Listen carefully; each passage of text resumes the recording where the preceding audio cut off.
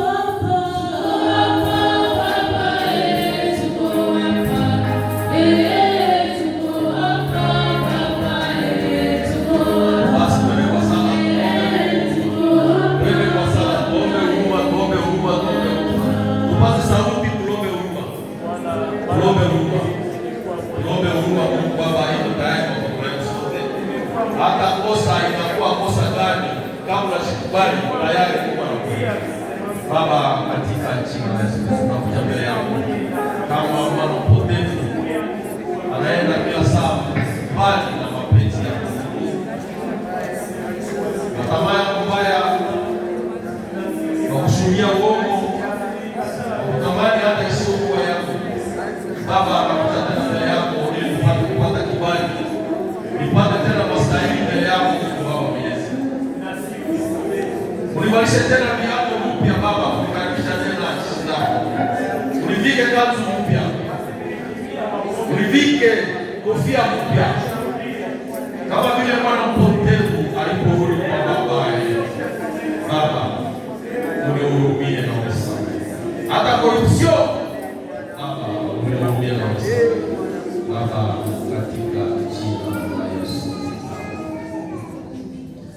Basi tutaenda kulomba neema ya watumishi wa Mungu na tunasikia ndani ya maandiko, yote alivumilia kila kitu, na aliposhikia kwa yote, hata jaribu lilikuja, lakini alibakia na msimamo yake kwa Mungu, na juu ya kubakia msimamo kwa Mungu, na Mungu akamjalia ile neema.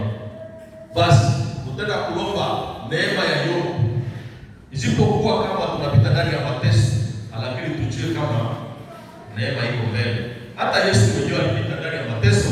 Sasa kwa nini mwanadamu sipite mateso? Na nyuma ya hiyo mateso kuna nini? Raha.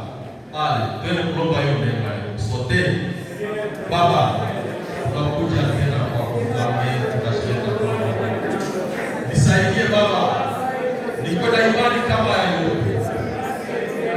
Tazama ndani ya maisha alipata mateso na majaribu, lakini alisimama imara.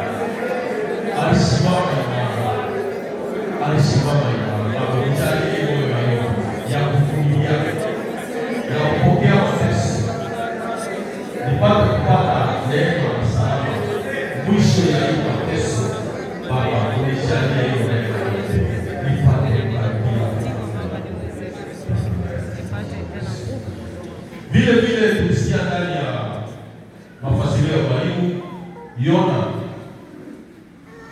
alikuwa na ile mtumishi wa Mungu, lakini alienda mbali na mapenzi na programu Mungu anampatia. Tuko wengi hapa, wewe tunaweza kupatia programu, utafanya evangelisation kwa siku fulani, utafanya apostola kwa siku fulani, au utafanya kazi ya kanisa kwa Kolomba, au kanisa iko na kazi nyingi, lakini wewe unakamata yako ndio inakuwa priority kushinda ya Mungu. Tazama Yona alienda kashikuta wapi? Ndani ya samaki. Lakini alikuwa na neema. Sasa kama haupate neema sawa ya Yona, utaishia wapi? Kama Yona angekuwa na neema, si alikuwa anakufa? Tujiulize sasa. Mungu atusaidie sote. Tulombe hii neema ya Yona. Tusikie pata. Iko sawa yote wanataka wacha tufanye share. Tunakataa. Na japo share inatusaidia kwa mambo mingi ya kiroho. Lakini Yona alifanya shende siku 3 bila kujua. Mungu anaweza kukuopishia wewe ufanye shende bila kujua. Unaanza lalamika sasa unasema Mungu njala. Mungu anafanya vitu vya mingi maisha ya mwanadamu bila kujua. Twende tuombe neema ya Yona. Baba, katika jina la Yesu Kristo, amen. Nisaidie Baba. Tazama Yona alikuwa mtumishi.